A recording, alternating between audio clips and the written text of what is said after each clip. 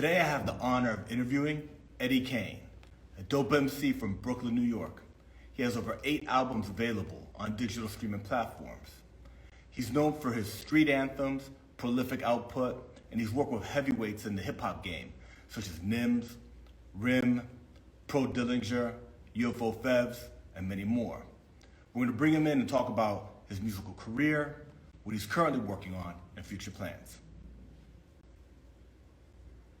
There we go. There we go. Peace. What's going on? Peace, peace. I'm good, my bro. It's an honor to have you on. You're so dope. Yeah, I appreciate you. Hip hop is Thanks alive. for having me. Yes, sir. Yes, sir. Yes, Yeah. sir. I appreciate it, man. Thanks for having me, man. I'm happy to be here. Nah, yeah, I'm on go. It's truly an honor, man. Like, I love music. I love hip hop. I'm deep in hip hop, my whole life. And, as you know, I've interviewed a lot of folks and a who's who in hip hop. And I really vibe with your lyrics and your sound.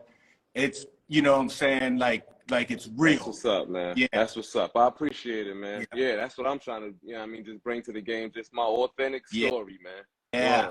That's it. Nah, it's so dope. What I always love to do when I have the artists right here, we're gonna jump into your discography, and I know you got some stuff coming in 2023. We're gonna talk about all that.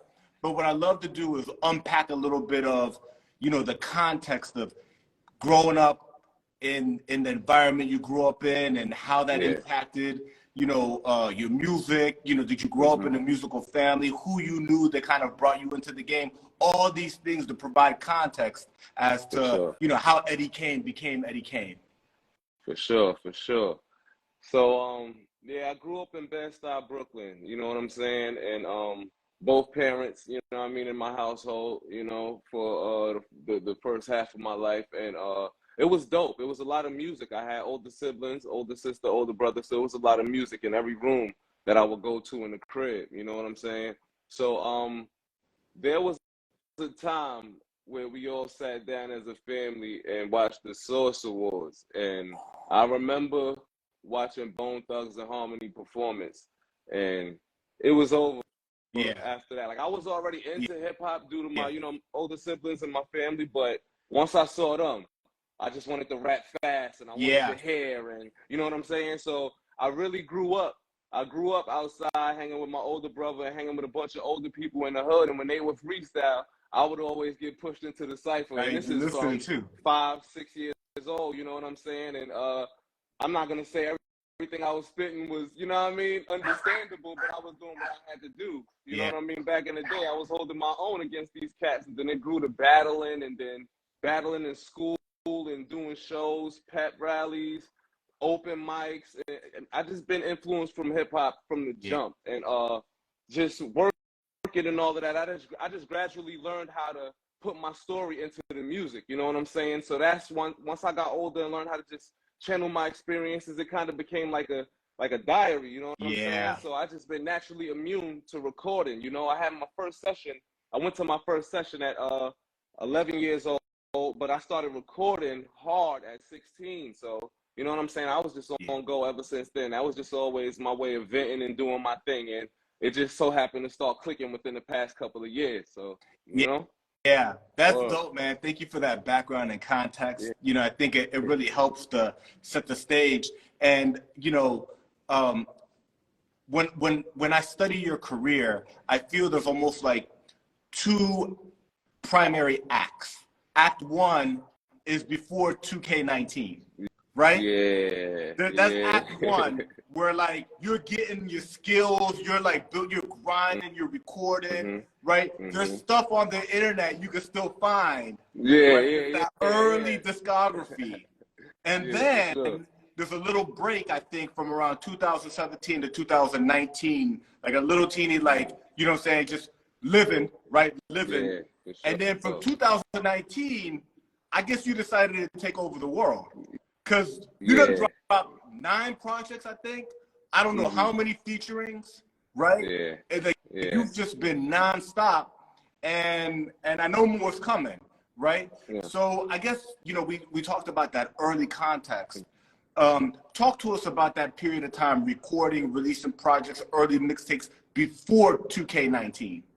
All right, yeah, definitely. That's the stuff I like to get into, because going through the things that I went through at that time, a lot of people I knew that I was growing up with that was doing me, a lot of people gave up. You know what I'm saying? I was around, you know what I mean, young, the DVD era, the Smack DVD era, and all of that stuff. So I was still around when everybody was pumping their CDs and stuff. So there was a time when I was selling CDs hand to hand, you know what I'm saying? And sometimes the music fell on deaf ears, a lot of the times. And then you kind of find yourself, you could find yourself in New York City in a never-ending circle, to where you like in the same open mics and the same circuits, meeting the same people, and it's like, yo, what the hell is going on? You know what I'm saying? So it was just years of that. But like I said, when you treat it as a diary, and when it's your way of venting, it's no way of quitting.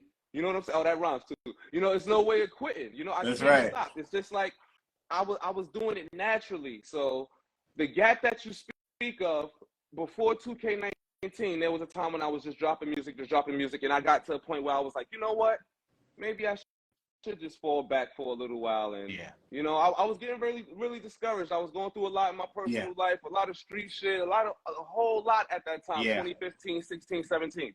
So I was just like, maybe I should fall back for a little while. And 2K19 was literally my last gasp. Like, I'm gonna go to the studio, I'm gonna record some music, I'm gonna put a you know what I mean, joint out on datpiff.com and get it to streaming platforms. And if it click, it click. If it don't, I'll go back to, you know, we'll see what happens. Right. And in the midst of putting 2K19 together, I meet the guy Rem. You know what I'm saying? And that's the change. You know what I'm saying? That's where the change come in, to where once I met Rem, I met a bunch of different producers and different artists that I began to work with, and it gave me a whole new energy from, you know what I mean, where I was in the streets and all of that. You know what I'm saying? Just meeting new people, going to new studios, getting beat packs, and you know, I'm hungry.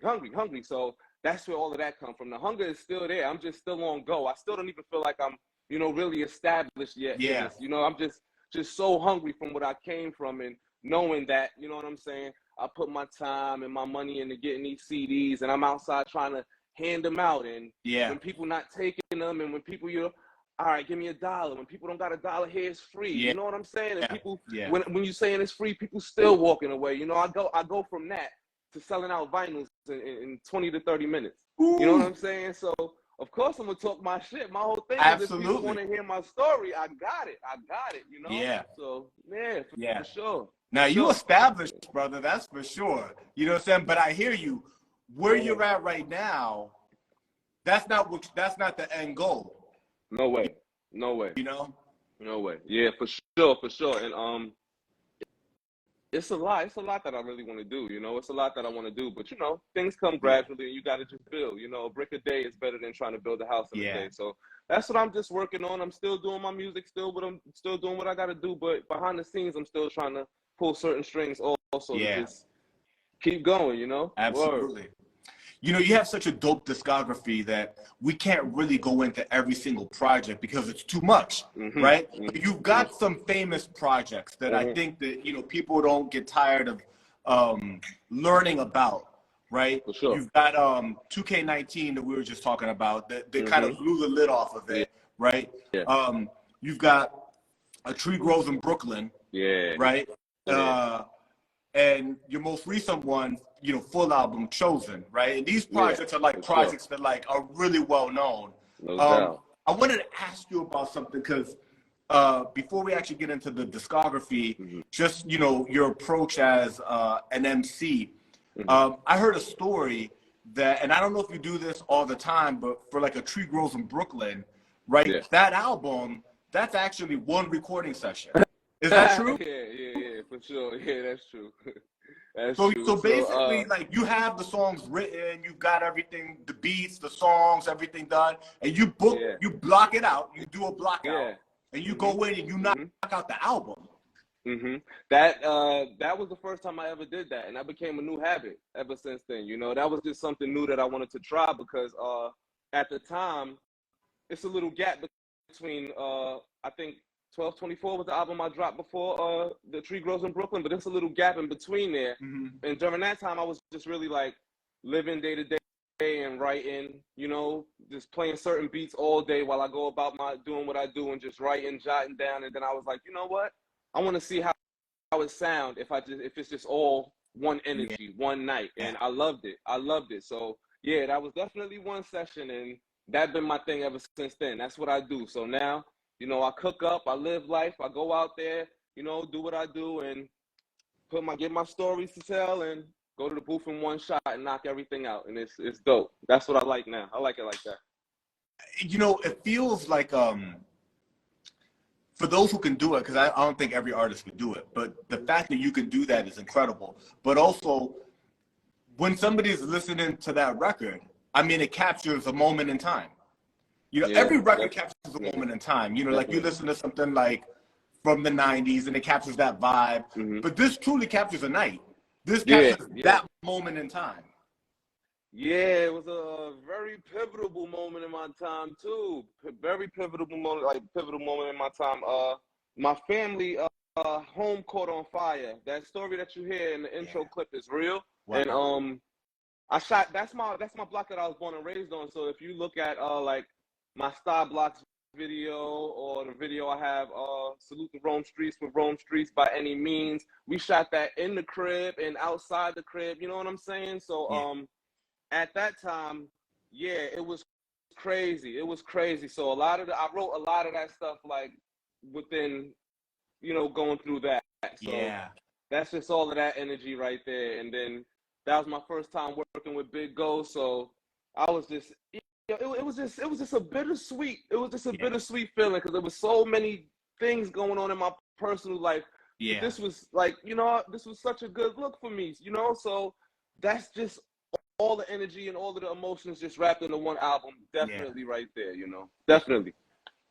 I'm sorry that you went through that. That's tough. Did the house, you know, was salvageable, or did it like burn? No. The building is gone. It burned to crisp. Yeah. You know, my family's all right. You know, so we good. You know, my family made it out of that. But they rebuilding now. They rebuilding. We still on the block. We still on Quincy Street. You know what I'm saying? Yeah.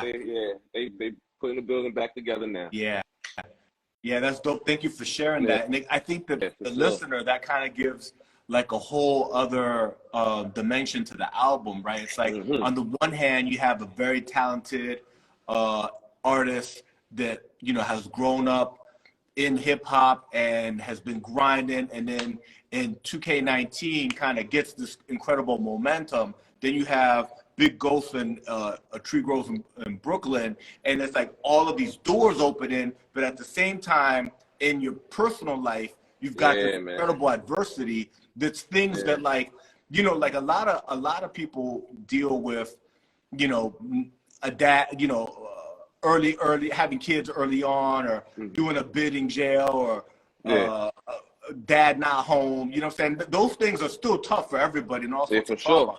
But the fire is a whole different type. That's uncommon adversity. And that was really the main thing that was going on at the time, and that's how I work. You know what I'm saying? Like, the music is like my personal diary, so I'm not gonna pull no stories out the air. So I could just only speak about, you know what I mean, what I know and what I was going through at the time, and that was like the biggest, you know what I mean, tribulation at the time. So I felt like that had to be put on wax. When my brother and my sister listen to the album, you know what I'm saying, they say they still get chills and all of that stuff when they listen to it. Yeah, you know what I'm saying? That's what I do it for. That's what I do it for. For people that don't go through what I'm going through, to hear it and hear like get an audio visual of my life where you could just like close your eyes and just put yourself in my shoes for, you know, a couple of minutes and, you know, just get taken away, you know? That's good, bro. Thank you. For sure. You got another real interesting project with Rim called Meta, right? That's a dope. That's a cool concept album that y'all did, where you take, like, you know, older tracks but flip them in a different way, where you're not really like rapping over the instrumental. You're flipping the track. And talk to us about the idea behind that album. Why is it called Meta? All right. So the album cover is dope. I That appreciate album it. cover is so fly. Shout out to Kip the Fog, man. That's my guy, man. He's a beast when it comes to the paintbrush. But yeah, he definitely knocked that out. That's hand painted also too. We got that in the crib, you know. But yeah, Meta we made Meta. So if you listen to the song on the project UNICY, that was a record that I had in the tuck for a little minute. You know what I'm saying? And one day we was in Rim spot. It was me, him, and me and his mutual friend, you know, may he rest in peace, Metaphysics, you know what I'm saying? He was there also, and we was playing the record. And he heard the hook, the UNICY, so he was like, yo, that's dope, that's dope. Add on to that, because I only had my verse at the time. He said, add on to that. Yeah. And Rem was like, all right, cool, we gonna do it. And I believe we probably saw him one more time after that, if that wasn't the last, but he ended up passing, you know what I'm saying, right after that meeting and telling us to, you know, complete that song. So me and Rem just sitting back, and we wanted to finish the song in his honor. We was like, you know what, let's just go a step further and just do a whole project in his honor, you know what I'm saying, and just get a couple of old school joints from the 90s and just give him a new school flip. So that's basically, you know, for short, we called it Meta, but, you know, that whole project was in the honor of our brother Metaphysics, for sure. Word. Wow. Word up. That's good. That's good. Thank you so much. That gives the project a whole other meaning. Yeah, man. Wow. Yeah, for sure. That's why, you know, I'm thankful to be on your platform. I like to be able, like, I don't do many interviews, but I like to be able to explain, because it's always, you know, something behind my music. I don't put out music for no reason. You know what I'm saying? I don't want people to think, oh, all right, it sounds hot and he's rapping. No, just know it's real. You know what I'm saying? It's real. For sure. That's dope. Yeah. Talk to us about your most recent album, Chosen. All right. So, yeah, Chosen, man. Chosen. So that project, that project is dope, man. Shout out to my guy Slugger, man. We just shout out to the Ratwinkle, first of all, because they the ones who, you know, put it together. But so that's the record label, right? Because that's who it's released under, is the Ratwinkle. Yes, sir. All right. Yes, sir. And Slugger sent that beat pack through, man. And I don't know how long I think it was no more than a month. It was no more than a month. I worked pretty fast, you know what I'm saying? But yeah, the beats was just flowing. That's an ongoing vibe, man. And Slugger sent it through. Working with him was dope. We was just bouncing ideas off each other, and that's what you got. That's what you got. I wanted to be able to what I tend to want to do with my albums is kind of showcase my versatility in some sort of way in every aspect. You know what I'm saying? So that's why you got, like, as far as Sunshine, you got the real melodic hook.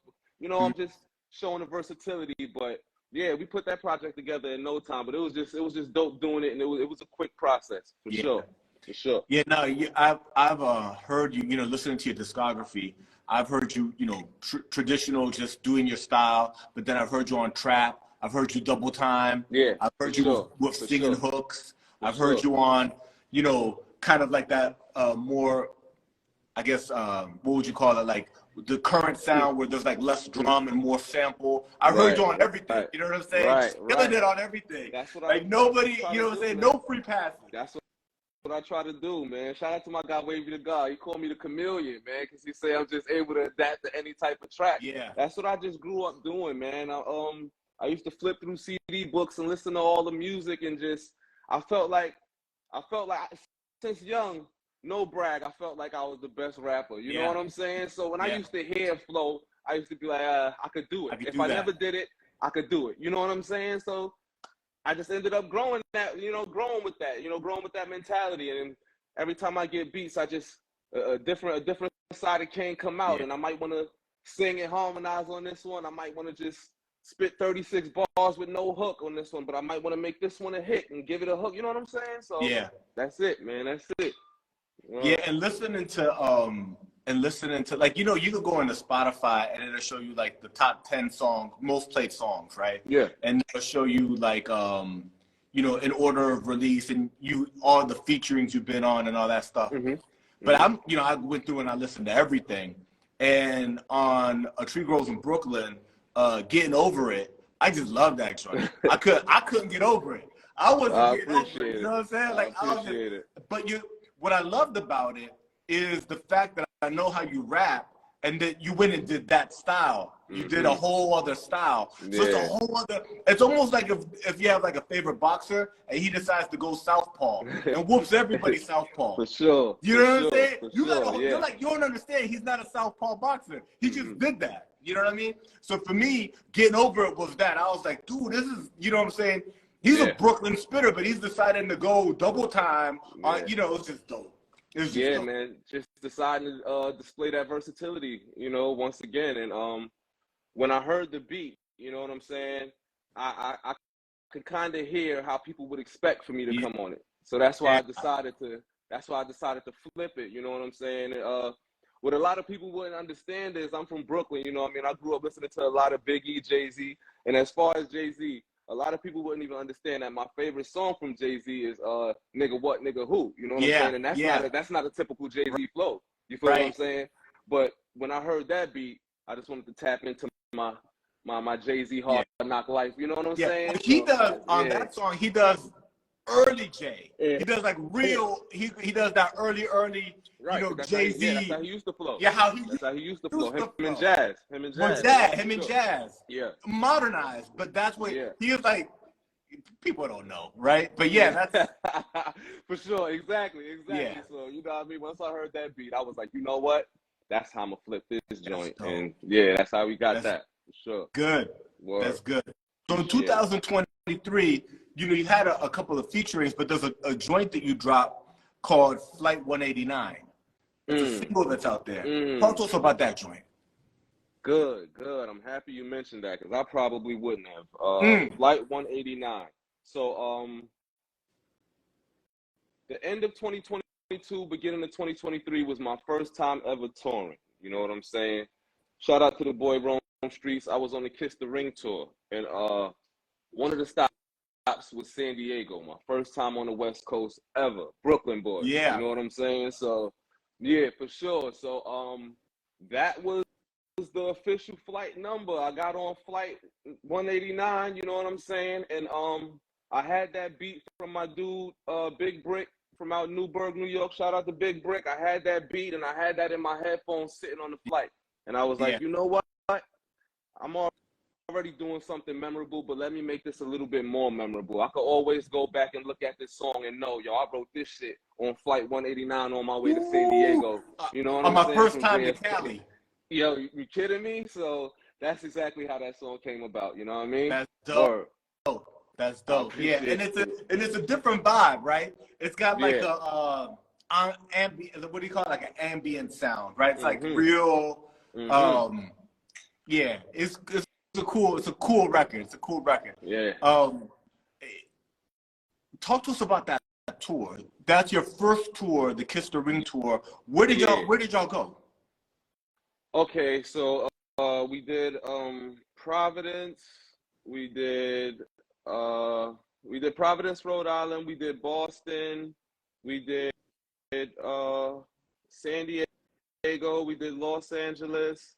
I think we did something in between. I think we did Miami. Yeah. I think we did Miami. We did Miami also, Seattle, and I came back home. That was Christmas time and everything, man. I came back home. Yeah, for sure. That's a good tour. And who else was crazy? Well, for the first run, it was Danielson, me and Rem and Rome. Yeah. You know, and we was killing them. You know what I mean? State to state. It was dope. Very dope experience. You know what I'm saying? And the only thing that was really my issue was the in-between time. Yeah. I thought that I'd be nervous performing in all of these different cities, you know what I'm saying? Taking my Brooklyn energy and my, you know what I mean? Taking that, you know what I mean? But it was amazing, man. And the reciprocation was crazy. People brought their vinyls out, people brought the merch, and I signed plenty of vinyls and sold cassettes and met different people. It was dope, man. It was dope. And it's definitely something I could get used to. Yeah. It's definitely something. I'm ready to go on another tour, you know? For sure. Oh, yeah. Yeah, for sure. So 2023, right? The fans are hungry. They want something, since Flight 189, and you talked about how a tree grows in Brooklyn. From that moment on, you've kind of blocked out sessions. You'll go in and knock out an album, right? Is there an album coming?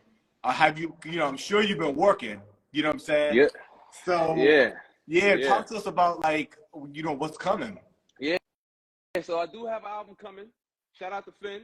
You know what I mean? Shout out to my guy Finn out in Canada. We gonna crush him one time. We gonna kill him. I'm not even gonna reveal the title yet. You know what I'm saying? But it is coming very soon. Woo. It is dope. It's wrapped up.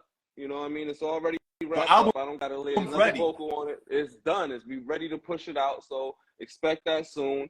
But I really, gave myself the first half of the year to just, sit back, collect my thoughts, live life a little, put the pen to the paper. The second half of the year, it's a wrap. It's a wrap. And I'm just gonna leave it at that. Shit is gonna get real crazy. So that's dope, man. Yeah. That's dope. When the album releases, is there a plan? Because you know how you were talking, your vinyl sells out.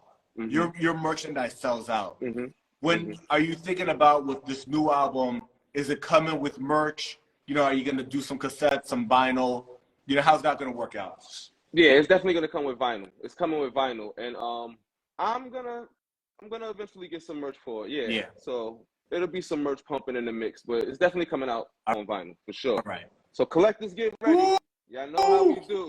Y'all know how we do. After 30 minutes, shit might be gone. Yeah. So don't play with it. I'll keep you posted. Y'all know I like to really do surprise drops most of the time, but me and Finn, we decided on not making it a surprise drop. So you'll know about the date eventually. You know what I'm saying? So you'll be able to, get ready for it. So look forward to that. For sure. For sure. And what's the name of the producer? You're saying Finn? Yeah, Finn from out in Canada. He just did a project with Rim. He just dropped the Mind State with Rim. They just did that. He worked with Juco out in Canada. Worked with Lord Juco, Asan Eastwood. His beast is crazy. Beast is crazy. In the vibe that we went on, the whole project is like it's a whole project, and the whole vibe is a solid concept around it. It's a concept joint, so you'll understand it as soon as you see the cover, and you know what I mean. That's dope. It's dope. It's dope. But shout out to him. That's For dope. sure. Yeah, and I know you want it to be a reveal, so I'm not gonna ask any more questions because I want to respect that. You know what I'm saying? But I'm really happy that you announced that there is an album that's completed, dropping in the near future, produced by Finn.